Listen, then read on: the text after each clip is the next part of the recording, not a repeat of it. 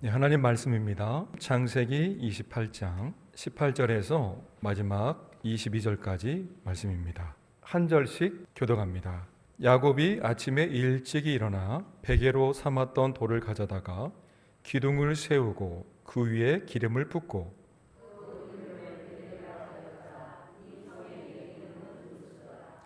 야곱이 서원하여 이르되 하나님이 나와 함께 계셔서 내가 가는 이 길에서 나를 지키시고 먹을 떡과 입을 옷을 주시어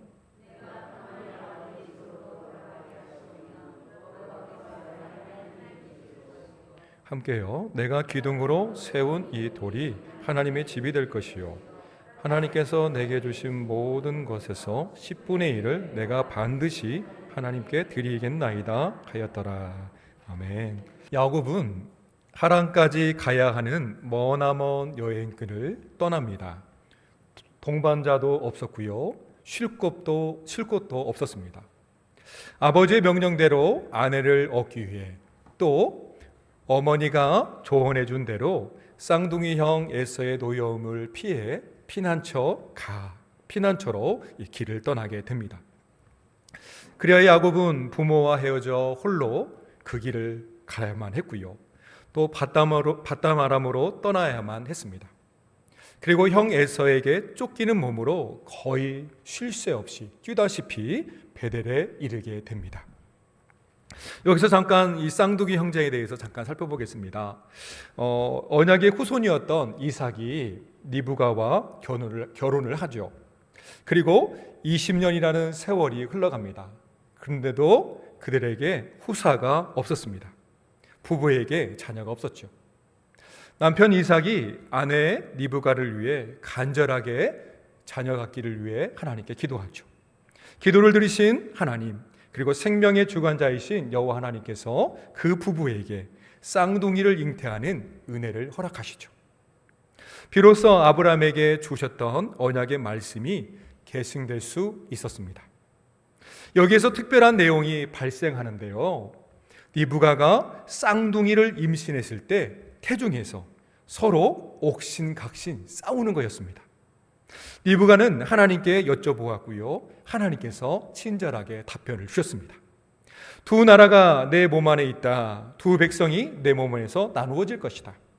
한 백성이 다른 백성보다 강하고 또 형이 동생을 섬길 것이다 라고 이렇게 말해주죠.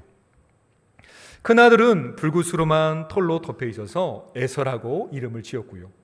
작은 아들은 쌍둥이 형 에서의 발꿈치를 꽉 붙잡고 태어났다고 해서 바로 야곱이다라고 이름을 하였습니다. 큰아들 에서는요, 사냥에 대해서 탁월했는데 요즘 말로 하면 사냥의 달인이 되었습니다. 사냥한 고기는 아버지 이삭에게 드림으로 아버지의 사랑을 받았고요. 반면에 야곱은 집에 머물면서 어머니 리브가를 도움으로 어머니에게 사랑을 받게 됩니다. 에서 형보다 몇 초 차이로 뒤늦게 태어난 야곱은 자연스럽게 동생이 되었고, 먼저 태어난 형, 이 에서의 장자권을 매우 몹시 부러워하죠. 그런데 장자권에 대한 에서의 반응은 시큰둥합니다. 별거 아닌 것처럼 여겨버리죠. 그래서 소홀하게 여겼나 봅니다.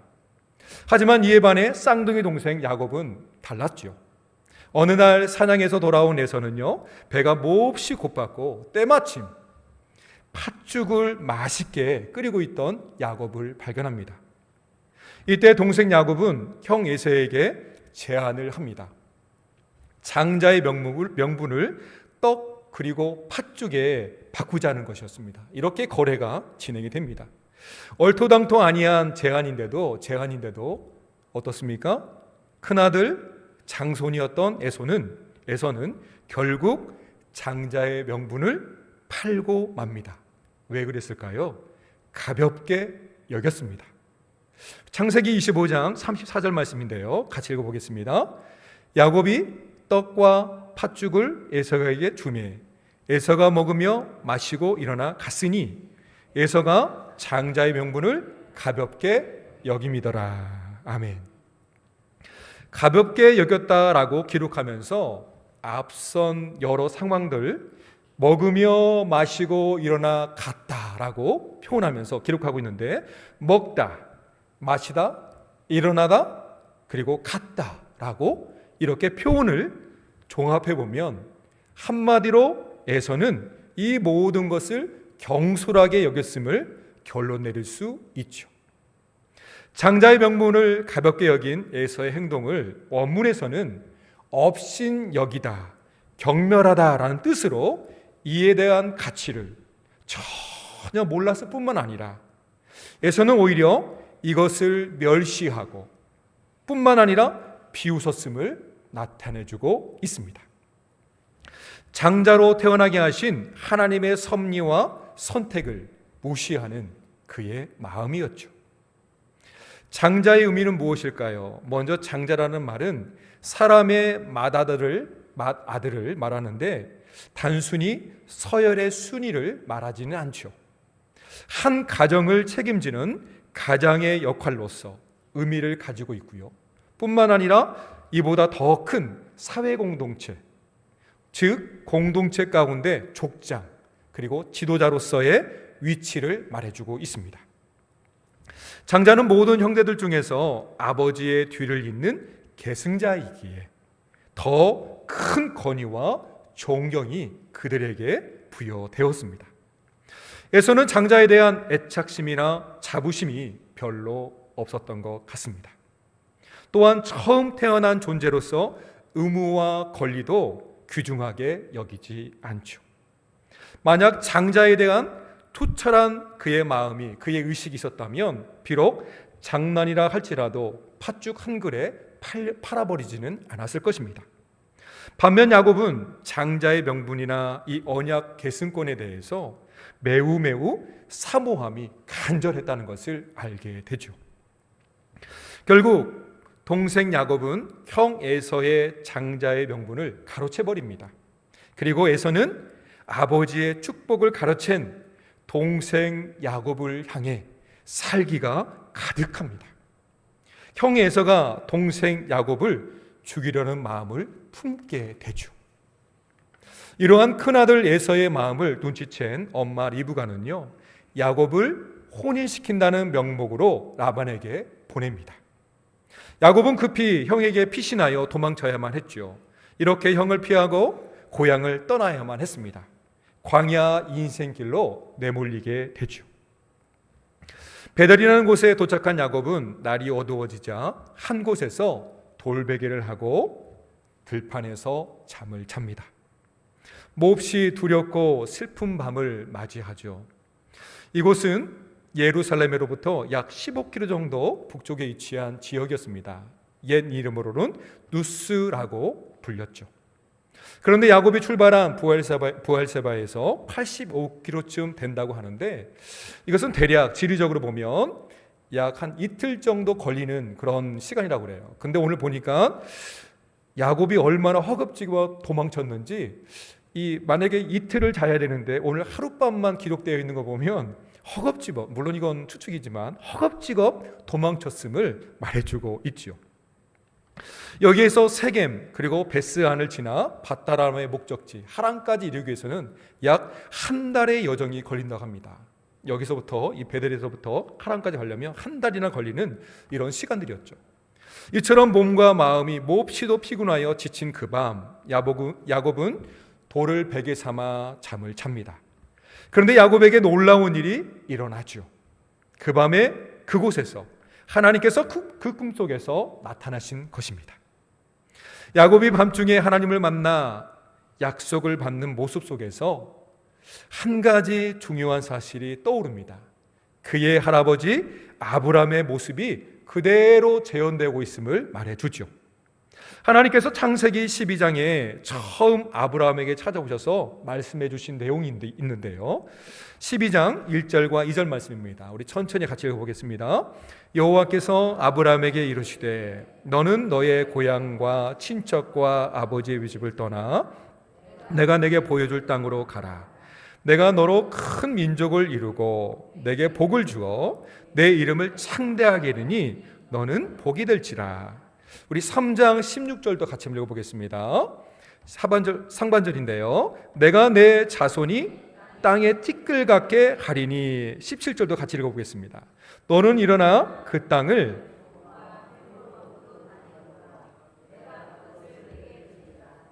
아멘. 아브라함이 12장 1절 2절 말씀을 듣고 고향을 떠나게 되었습니다. 이때 아브라함의 나이가 75세였다라고 말하고 있습니다. 그런데 노총각 야곱이 하나님의 말씀을 오늘 본문에서 처음 듣게 되는데요. 야곱의 나이를 대략 추정하기를 76세의 노총각으로 이렇게 그리고 있습니다. 참 많은 나이죠. 그때까지 결혼을 못했으니까. 근데 야곱 역시 그의 할아버지 아브라함처럼 고향을 떠나야만 했고요. 또 아버지의 집을 떠나야만 했습니다. 친척의 집을 떠나는 거나 마찬가지였습니다. 하나님께서 그 밤에 나약한 야곱을 만나주시고 약속을 주십니다.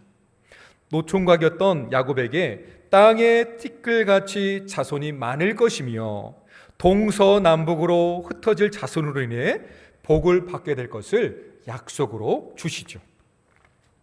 위기 가운데 있던 야곱은 하나님의 약속의 말씀을 붙들게 됩니다. 그의 할아버지 아브라함이 그랬던 것처럼 하나님 말씀을 믿습니다.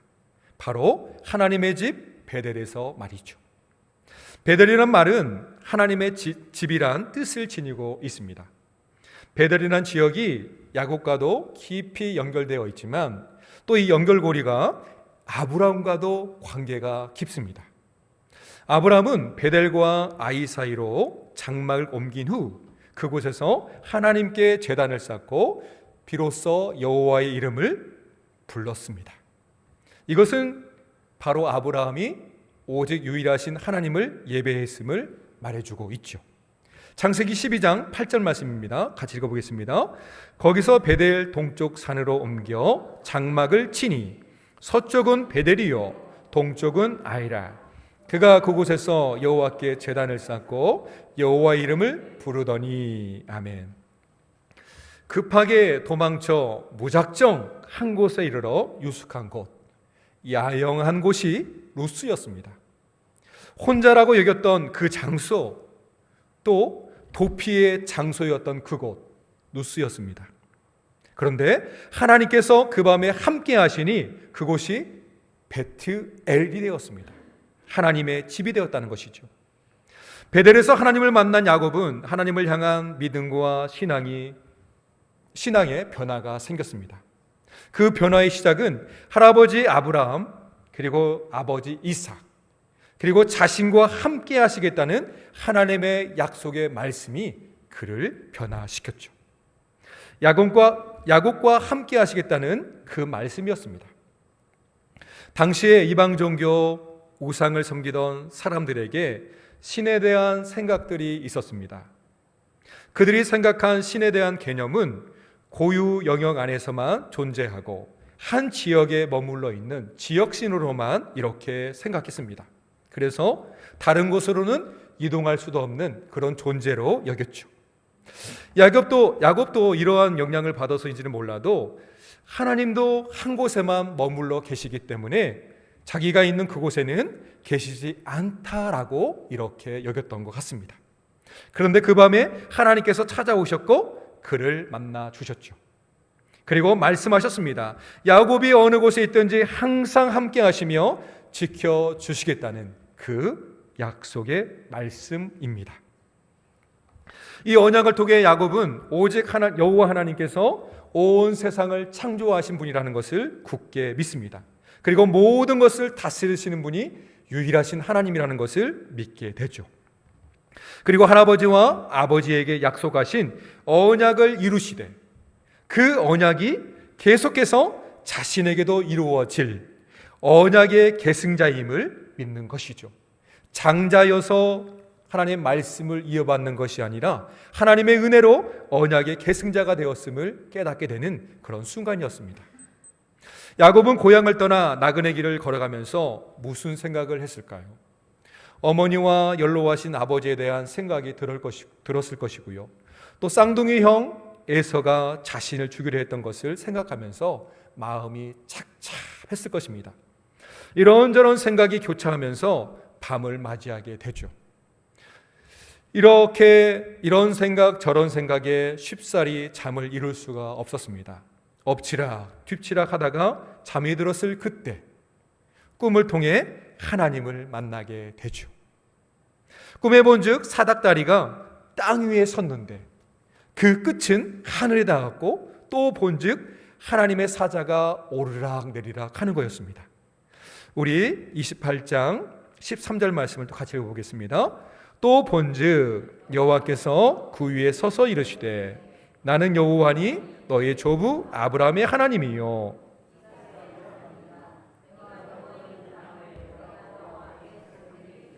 아멘. 이번에는 15절 말씀을 같이 읽어볼까요? 내가 너와 함께 있어 내가 어디로 가든지 너를 지키며 너를 이끌어 이 땅으로 돌아가게 할지라 다 이루기까지 너를 떠나지 아니하리라 하신지라. 아멘. 깜짝 놀라 잠에서 깬 야곱은 이렇게 말합니다. 여호와께서 과연 여기 계시거늘 내가 알지 못했다라고 말하게 됩니다. 하나님께서 야곱으로 하여금 보게 하신 것이죠.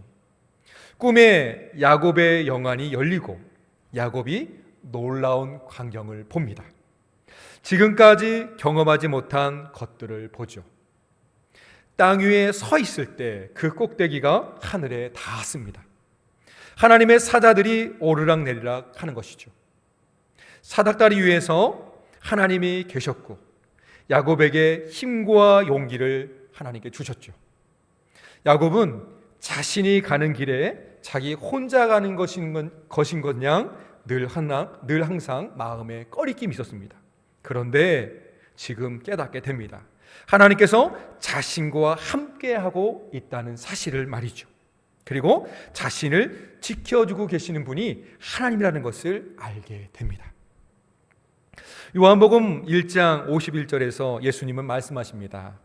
또 이르시되 진실로 진실로 너에게 이르노니 하늘이 열리고 하나님의 사자들이 인자 위에 오르락 내리락 하는 것을 보리라 하시니라.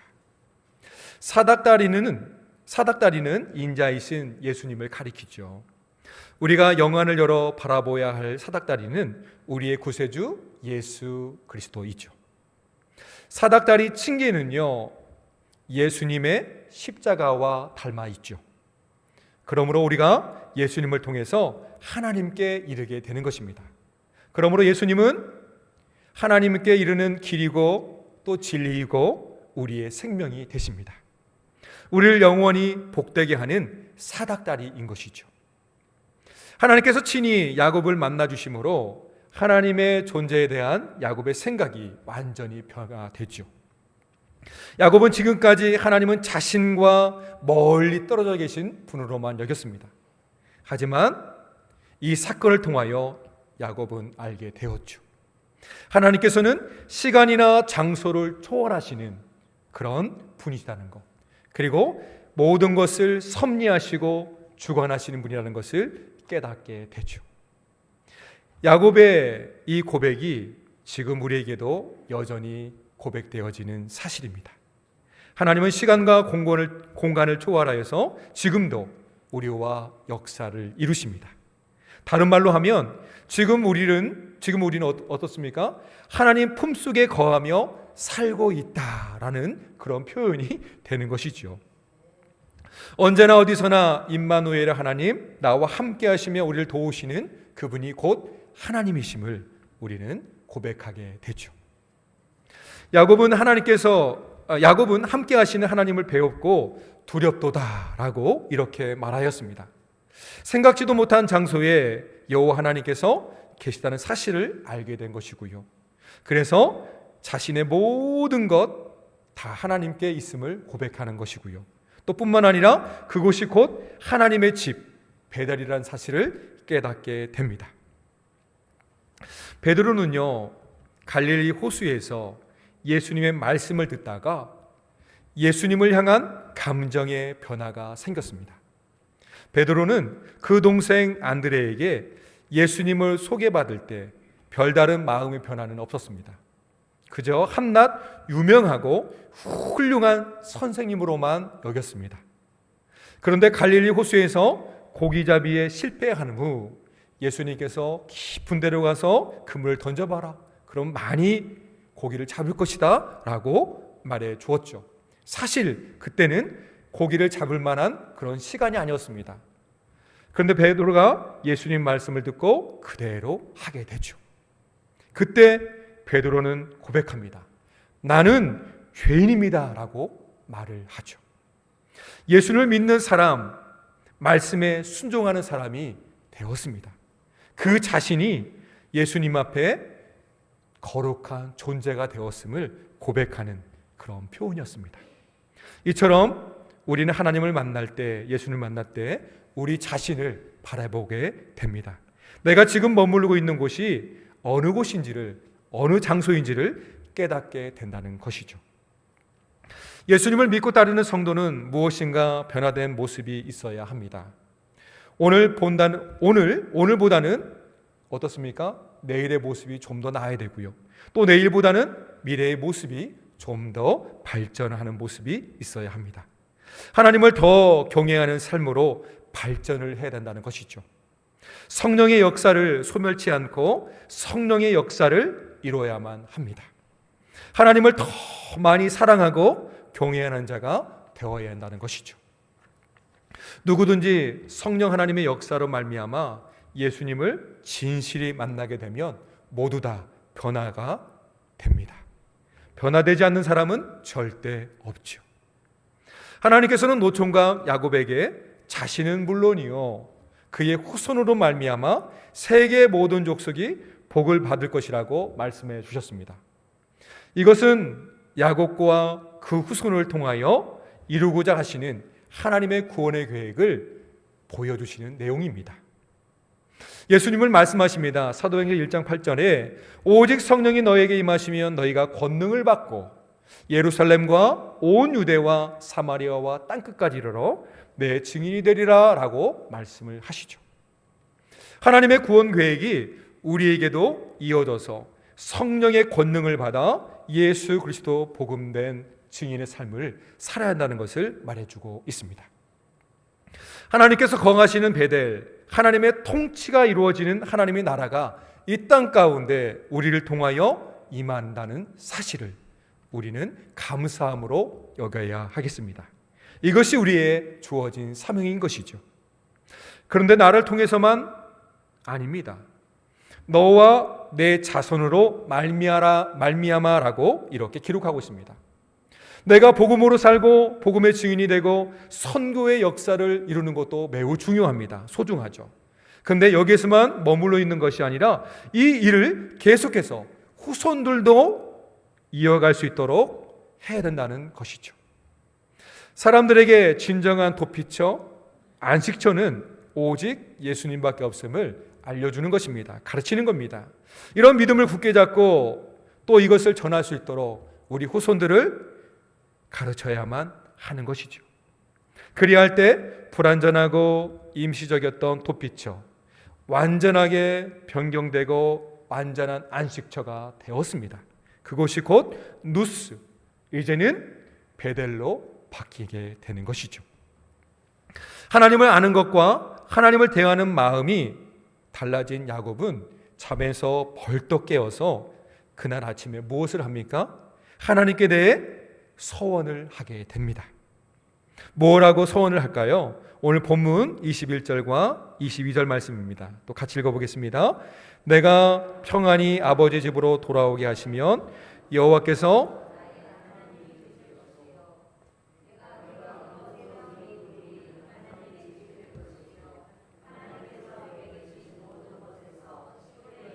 내가 반드시 하나님께 드리겠나이다 하였더라. 아멘. 그 소원은 온 천하의 여호와 하나님만 유일하신 하나님이시며 다른 신은 없다라는 믿음의 약속이었습니다. 유일하신 하나님께만 예배할 것을 약속하는 그런 다짐이었죠.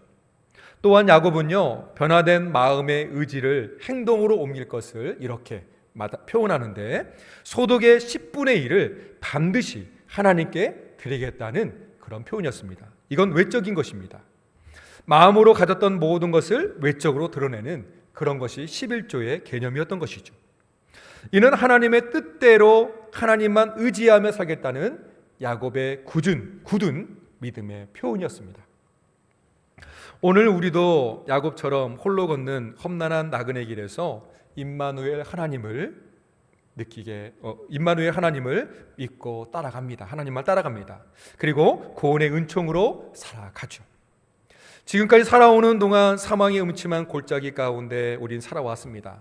그리고 그러나 하나님의 사랑하심과 도우심, 지키심이 있기 때문에 우리는 오늘 여기에 나와 예배하고 있죠.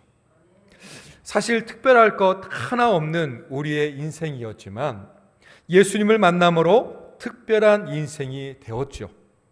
별 볼 일 없던 장소, 노스 땅, 이곳이 특별한 장소로 그리고 거룩한 장소로 변화되어서 하나님의 집이 되었습니다. 하나님께서 우리 안에 거하실 때 우리도 이처럼 특별하고도 거룩한 장소로 변하게 된 것이죠. 그러기에 우리는 기초와 기둥을 이 마체바를 바로 세워야만 합니다. 기둥이라는 뜻을 지닌 이 마체바라는 이 뜻은요, 무엇이냐면 똑바로 세우다라는 말에서 나온 단어입니다. 어떤 사건이나 사람을 기리기 위해 세운 기념물로 이해할 수 있죠. 그런데 야곱은 꿈과 그 꿈을 통해 전해진 하나님의 약속을 기념하기 위해서 그 기둥을 세우게 됩니다. 그리고 그 돌기둥에 기름을 붓고 거룩하게 구별합니다. 이러한 행동은 야곱 자신을 하나님께 헌납하는 거룩한 예배자라는 것을 표현해주는 모습이죠. 야곱처럼 우리는 믿음으로 똑바로 세우는 우리의 신앙생활이 되어야 하겠습니다. 더욱이 말씀이 혼미해지고 혼란해져가는 시대입니다. 우리는 이처럼 야곱처럼 기둥으로 하나님 말씀으로 바로 세워서 우리의 신앙이, 우리의 모습이 우리 이웃들에게 전파되어야 하죠. 오늘 말씀을 뵙습니다. 장자권을 얻기 위해 사실 야곱이 취한 행동들이 과연 옳은 행동일까요? 야곱이 아버지 이삭을 속인 일은 사실 큰 죄였습니다. 하나님 말씀에 비춰보면, 더군다나 십계명에 비춰보면 그는 마땅히 정죄받아야 할 만한 그런 사람이었습니다. 그리고 돌에 맞아 죽어야만 죄인이었죠. 그런데 하나님은 야곱에게 은혜를 베푸시며 복을 주셨습니다. 이것을 어떻게 설명할 수 있을까요? 이것은 바로 하나님의 은혜라는 사실을 우리에게 말해줍니다. 하나님께서는 구원의 역사를 이루실 예수님을 세상에 보내는 과정 속에 야곱을 선택하셨습니다. 야곱이 유전적으로 탁월하거나 능력 있고 똑똑해서가 아니었죠. 반면 그렇다면 동생으로 태어난 것이 안쓰러워서 그를 택하여 주셨을까요? 이것 또한 아니었습니다. 야곱이 태어나기 전부터 하나님께서 그를 택하셨습니다. 성경은 철저히 야곱이 복을 받게 된 이유를 강조하고 있는데, 그것은 뭐냐면 하나님의 은혜임을 강조합니다. 버러지 같은 야곱이라 하더라도 하나님께서 은혜로 그를 택하여 하나님의 백성 삼아주셨다는 것이죠. 그리고 하나님의 약속의 계승자로 삼으셨다는 겁니다. 하나님의 택하심은 사람의 행위에 있지 않죠. 하나님의 은혜에 있음을 성경은 철저히 우리에게 증거합니다. 에베소서 2장 8절과 9절 말씀인데요, 우리 같이 읽어보겠습니다. 너희는 그 은혜에 의하여 믿음으로 말미암아 구원을 받았으니 이것은 너희에게서 난 것이 아니요 하나님의 선물이라. 행위에서 난 것이 아니니 이는 누구든지 자랑하지 못하게 함이라. 아멘. 베델에서 야곱이 여호와 하나님을 만나고 변화를 이루었습니다. 우리는 임마누엘 하나님으로 오신 예수님을 만나고 믿게 되어서 우리의 삶이 완전히 변화가 되었죠. 예수님을 믿음으로 우리는 죄인에서 의인의 삶으로 살아가게 되었습니다. 마귀의 자녀에서 이제는 하나님의 자녀로 바뀌게 되었죠. 그래서 주민등록이 천국으로 이전되고요. 우리의 신분의 변화가 되었죠. 은혜의 주께서 우리의 영원한 만족이시고요, 또 능력이시고요, 생명이십니다. 우리는 주께 속한 믿음의 장자들입니다. 하나님 말씀을 이어나갈 믿음의 계승자란 것이죠. 그러므로 우리에게 주어진 이 책임과 의무를 우리는 성실하게 수행하며 감당해야 하죠. 이러한 믿음으로 삶의 현장이 베델로 바뀌는 은혜가 있기를 소망하며, 또한 예수님을 우리 삶의 현장에 증거하는, 그래서 모든 사람이 예수님을 믿어 구원받는 이런 기쁨이 우리 모든 권속에게, 그리고 우리 화산교회에게 충만하기를 예수님의 이름으로 축원합니다. 사랑의 아버지 하나님, 감사합니다. 오늘 저희들을 불러주셔서 다른 곳에 있지 아니하고 또 이곳이 하나님의 나라가 되게 해주심을 감사드립니다. 하나님, 우리 마음과 생각과 행동이 주의 말씀 가운데 바로 세워지기를 원하옵나이다. 혼란하고 혼미해져가는 이 시대 가운데, 이 세대 가운데 하나님 말씀을 세워나가는 우리 믿음의 권속들이 다 되게 하여 주시옵시고, 특별히 우리 믿음의 주일학교 다음 세대가 될 수 있는 은혜도 허락하여 주옵소서.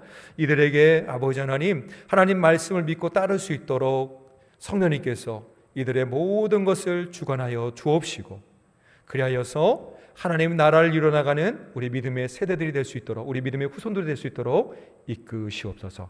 오늘 함께하지 못한 우리 믿음의 권속들에게도 동일한 은혜를 부어주시길 원하옵고 감사드리오며 우주 예수님의 이름으로 기도합니다. 아멘.